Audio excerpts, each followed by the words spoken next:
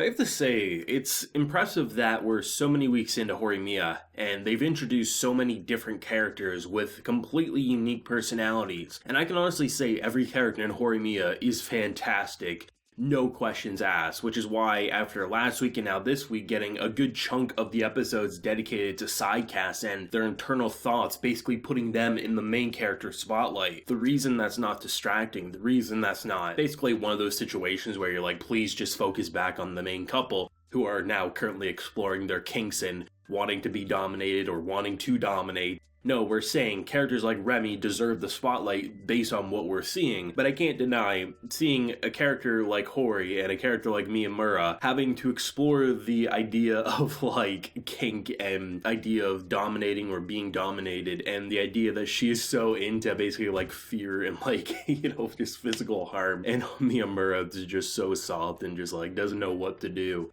There were some good jokes in this episode surrounding that, and I honestly have to say, I really don't recall seeing a really well-polished anime that has a truly fleshed-out relationship with an amazing side cast that is this visually stunning, explore kink in a relationship, because generally anime doesn't even get to hand-holding, but the fact that we've had hand-holding, kissing, sex, the whole idea that they're now exploring more interesting things than just vanilla intercourse, I have to say, is kind of refreshing and is one of the more reasons I can say like Horimiya stands out, because they understand that a relationship doesn't just end with hand-holding or kissing or getting together. There's a lot of complexities that go into it, and everyone's relationship is going to be different. So the idea that like they are exploring, and part of the whole kink is, public places, and the fact that they get walked in by the underclassmen and they just think it's like the most fearful thing ever, and she gets even more turned on by that. I'm just like, this show is a masterpiece, I have to say. But like I said, I was really impressed by the direction that they took with characters like Remy. Someone who, when you first get introduced to her, I had the initial impression that she was a horrible, horrible character. And then you're seeing her build up with her love and just the idea that she views him as someone who's technically weak, but he does always try so hard. If she makes a fuss about a spider on her shoulder, despite him being literally so scared that he wants to run away, he will still brush the spider off for her. But the idea of like how they built up this relationship and how it kind of all related to just something so basic, but the idea of a pastime that they both really enjoy, which was reading, and how they, over a course of so many weeks, build up a really interesting relationship, where most boys are saying how hot she is, he's saying, she looks pretty normal to me, just kind of highlighting that he doesn't really see people as this artificial, oh, they're really great because of this physical appearance. No, she's a normal person, and I like her because she isn't this like, oh, she uses her looks to get places and things like that. And I think one of my favorite points of this episode is when he confesses that one of his friends, or one of the people that he's hanging around with, has a crush on her, and she just says, okay, and then just immediately says, can I come over to your house? It's a really nice moment that really symbolizes that, just like, she is not what you initially thought she was going to be. She's not that preppy, she's not that like, I'm so popular I can walk all over people. She really does love her boyfriend at the end of the day, She loves this man and just wants to be with him. And the idea that they keep bringing up the concept of like, if this was your last day on Earth, at first it was I'd go get a bunch of ice cream or I'd go just buy a bunch of food because it's my last day. And then you get this casual reveal, be like, I tell you that I like you. The smoothness in terms of like making relationships happen is so interesting. And what you think you know about characters upon their initial introduction generally get flipped on its head. And it's nice to see a show like this hit all of the main plot points from the manga, so you get the progression of the main central relationship, but you get all this side content to make the side cast feel like if we were to put the camera over to them for the entire run, you would see a story probably just as interesting. And once in a while, we get the camera to focus in on characters like Remy, so they become the main character. We get those internal thought process, making them feel like a character rather than just a side supporting piece like you typically see in romantic comedy anime.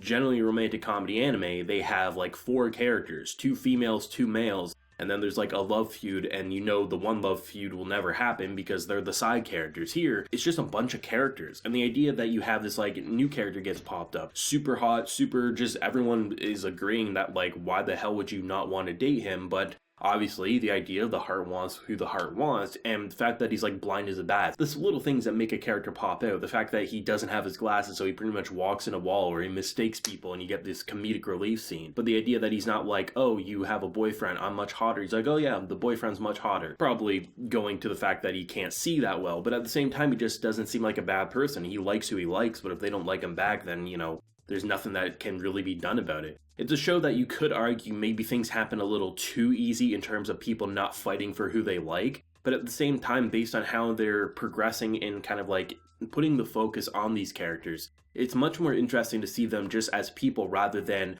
the only thing that they add to a scene is who likes who, because that's typically what romantic comedy anime do. I love rom-coms, they're my favorite anime genre, they entertain me the most, but I can't deny most rom-com characters are just there to find a character for them to like. That's all they're there for. But the fact that a character who got introduced specifically to try to drive a wedge between obviously who likes who in our main cast immediately became someone who had a really entertaining personality and a pretty genuine personality, all things considered, and you could really see him kind of blending in with the group in a pretty interesting way, especially considering everyone in the cast agrees that he's ridiculously hot besides the one character who he really, really likes. I love the idea of the show and how it understands that, sure, the main focus should be on Hori and Miyamura. They're going to be the central couple, and we're still getting great development with them, especially in aspects that you don't get to see in a standard anime. But at the same time, with how far they have developed, it's good to put the camera and the focus on other characters surrounding them till they don't just feel like the side cast that got forgotten. The idea that you're still getting like the remarks about how there's beauty in the beast and how that's something obviously we've kind of grown past with the whole friendship with Remy and things, but still just to see how general characters perceive those two. It's just nice to see that there's a lot more going on than just the Centro 2's relationship, and backed by this beautiful directing. I mean, there was so many times it was almost like an explosions of sparkles and dots.